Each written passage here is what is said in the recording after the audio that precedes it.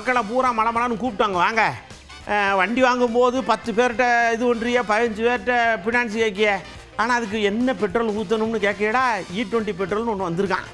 இந்த பெட்ரோல் பற்றி உங்களுக்கு தெரியுமா?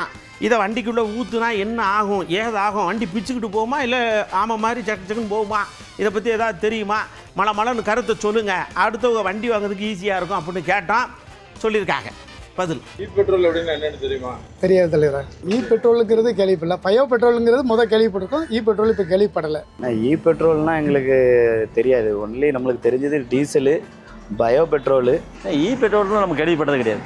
டீசல் பெட்ரோலு ரெண்டு தான் பயன்படுத்த தெரியும். எத்தனாலுங்கிறது விவசாயத்தை முன்னுரிமை கொண்டு வருது 20%.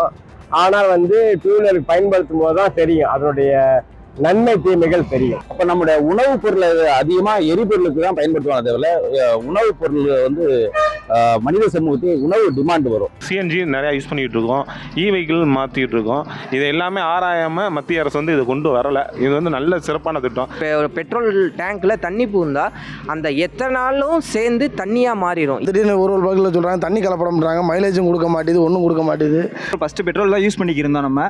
அது இப்போ மைலேஜ் கொடுக்காதனால நம்ம இப்போ சிஎன்ஜி நார்மல் பெட்ரோல் யூஸ் பண்ணிக்கிறது. E20 நம்ம யூஸ் பண்ணுறது கிடையாது. புதிய வாகனத்துக்கு அதை யூஸ் பண்ணுறாங்க. பழைய வாகனத்துக்கு நாங்கள் டீசல் தான் போட்டு ஓட்டுறோம். வர வண்டிங்களுக்கு புது வண்டிங்களுக்கு அதை போட்டு ஓட்டுறதா சொல்கிறாங்க. இப்போ நாங்கள் ஓட்டுற ஆட்டோலாம் 2010, 2009, 2015 இந்த மாதிரி பழைய மாடல் ஆட்டோவும் இருக்குது. அதுக்கு எங்களுக்கு பெட்ரோல் E20 பெட்ரோல் போட்டால், டீசல் போட்டால் அது எங்களுக்கு பாதுகாப்பாக இருக்குமா என்னென்னு தெரியல. போட்டாலும் அது அந்த அளவுக்கு கிடைக்குதா மைலேஜ் அப்படின்றது கொஞ்சம் டவுட்டாகவே இருக்குது. E20 பெட்ரோல்னால நார்மலாக வர சேதாரத்தை விட 25% அதிகரிக்கும். ரெண்டாவது மைலேஜ் கண்டிப்பாக வராது. இப்போ பார்த்தீங்கன்னா BS2, BS3 and BS4 model engine manufacturing பண்ணியிருக்காங்க. இருக்குது நம்மக்கிட்ட ஆல்ரெடி ஓடிட்டு இருக்க வண்டிங்க.